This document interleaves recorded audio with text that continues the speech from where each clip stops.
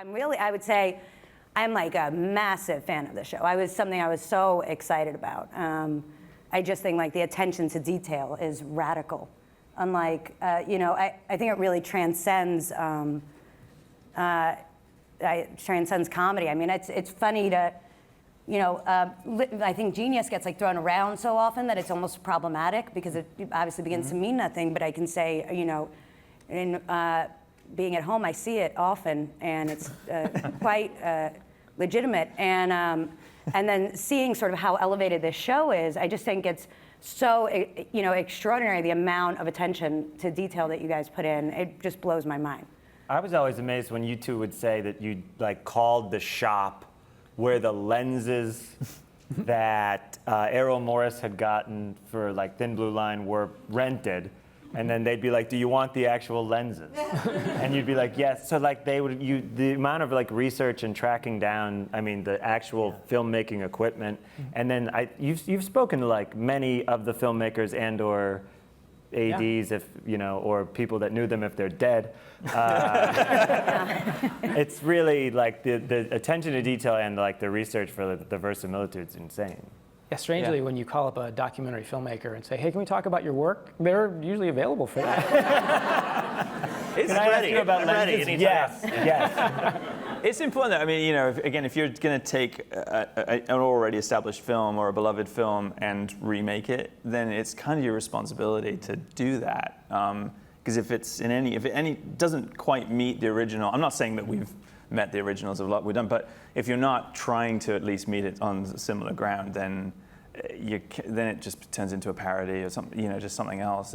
So what is that? I'm actually really curious. Like, what is the secret sauce of looking at an original film and saying, how far do you vary it from the original to find where you get maximum humor out of it or maximum kind of depth? I mean, that's really the humor. I mean, obviously, we do our part in trying to create additional visual jokes and sort of plus the script, but it's John and Seth and Bill and Fred and the team that write these things that really is yeah, that's a balance. We're not funny at all. Yeah. We're just really... Yeah, no, we're very serious. Very serious. How do you think about it, John? Yeah. How do I disagree. Well, I mean, I think I'm very funny, but I do think this is the most like collaborative thing I've ever worked on that's filmed in that like I think I've certainly written scripts that are very joke heavy, more out of the insecurity of them reading it or Seth reading it and going like, this isn't funny, and throwing it out the window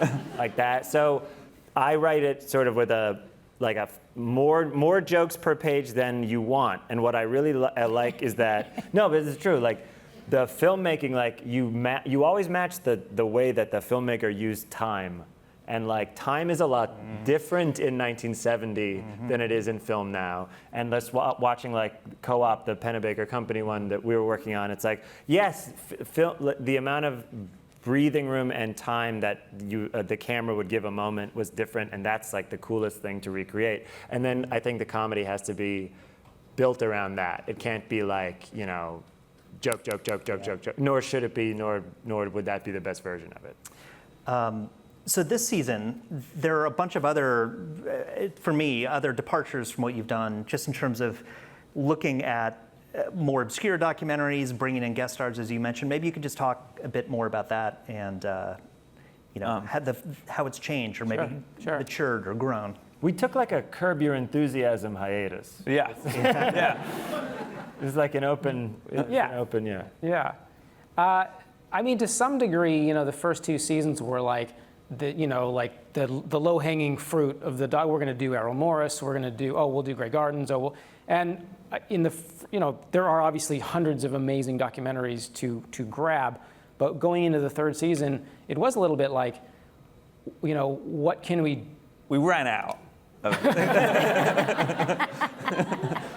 we didn't want to do the ones anyone suggested to us. Yeah.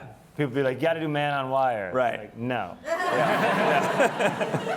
Yeah. You got to do the Jinx? No.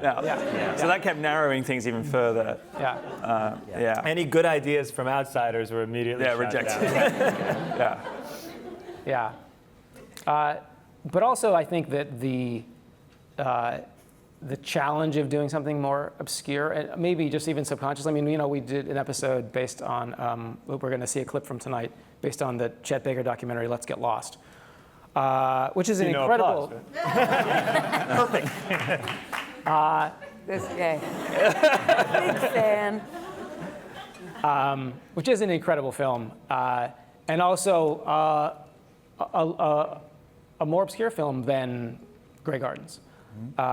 And yet for us, you know, you watch it and there's so much there to grab onto and play with and have fun with, that ultimately I think you can probably do that with any film, you know, if the right sort of collection of people who really want to do it and are passionate about this and also just enjoy working together. Yeah, I mean, the other thing we try to do that does sort of not have an effect on curating this season is that we try to just balance it out stylistically as well. You know, like we don't want to do two contemporary documentaries that have a similar tone. We want to try and find, different styles of filmmaking, different eras, and different types of stories. So that's sort of why, as well, we kind of sort of start filling these slots in this way. If I were a producer or director of a documentary, which I'm definitely not, I would be thrilled if you like did a parody. I begin every conversation. Hypothetically speaking. I would be thrilled if you did a parody of whatever I had created, and I'd probably try to pitch you ideas of how to make fun of my own documentary. So, does that happen? Have we had anyone ask us? Yeah, actually we have. I mean, we actually do try to make an effort to connect with the filmmakers of the episodes that we're doing. I mean, we view all of these as loving homages. These are films that we love. Anything that starts to feel like, this feels like we're making fun of it, or this feels snarky, we immediately run away from that feeling, or sometimes even decide, let's not do that episode because this feels just like this mean-spirited thing. We don't want to do that.